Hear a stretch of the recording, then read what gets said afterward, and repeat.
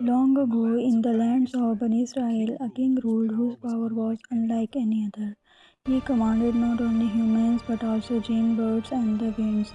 This is the powerful story of Sulaiman alayhi salam, the prince of wisdom and miracles.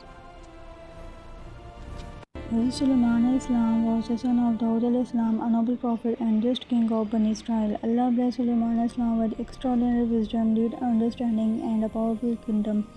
He inherited both prophethood and kingship, becoming one of the most remarkable rulers in history.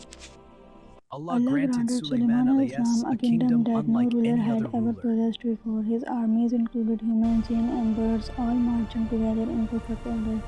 The winds themselves moved by Allah's command, carrying him across vast lands.